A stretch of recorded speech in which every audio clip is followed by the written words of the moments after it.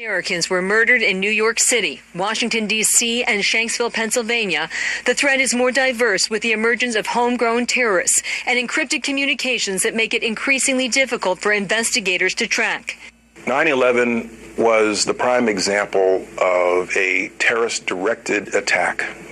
We now live with the prospect, in addition, of terrorist-inspired attacks, where ISIL, Al-Qaeda, tries to literally reach into our homeland through the internet, through social media. Catherine, welcome. With exclusive access, Fox News went with Homeland Security Secretary Jeh Johnson as federal government employees return to Ground Zero for the first time in 15 years and take up new workspace at One World Trade Center. Oh, say, can you see? The return marked by today's ceremony is deeply personal for those who lived through the attacks.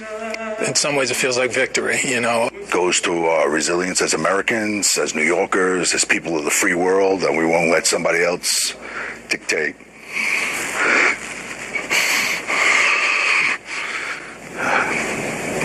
Dictate what we do. The anniversary as well as the current threat are never far from anyone's mind. Is there a specific or credible threat to the 15th anniversary? We know of no specific credible threat around this 15th anniversary, but in this environment, it's important to frankly not get too hung up on that. When you're dealing with terrorist-inspired attacks, which could strike with little or no notice, the cop on the beat could be the one to detect the next terrorist attack on the U.S. Are there plots that have been disrupted on your watch that the public is not aware of? All the time, yes. We have prevented a number of actors from carrying out their intent at the very latest stages of their plotting and their planning.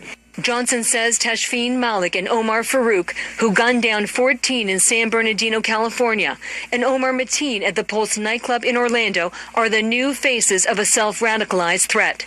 Can anything ever prepare you for the moment when a terrorist murders 49 people in a Florida nightclub?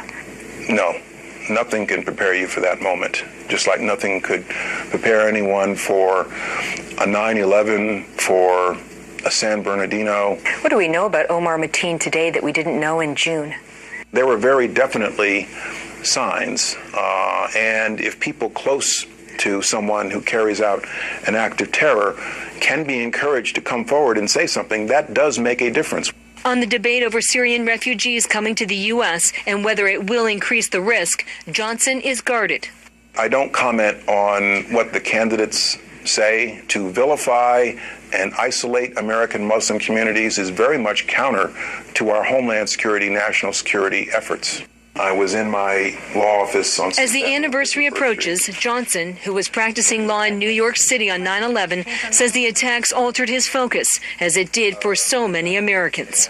It was a moment in my life when my brain did not believe what my eyes were seeing, and I kept thinking that out of the rubble and the smoke would emerge the towers, but it didn't happen, and it changed our nation and it changed our world. And his department's message is one of resilience. We are a strong, courageous, resilient nation. And so on this anniversary, it's important to remember and honor those who were killed, remember the heroes on that day, but it's also important to look forward. In New York, Catherine Herridge, Fox News. With the 9/11 anniversary coming Sunday, many who were in New York or Pennsylvania or at the Pentagon are reliving those terrifying moments. Tonight, senior correspondent Rick Leventhal focuses on some of the heroes.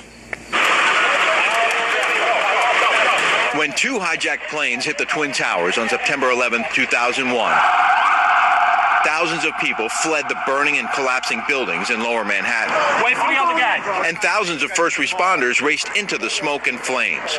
Firefighter Billy Quick was one of them. I ran up to the building and a police officer said, I got people trapped down the subway.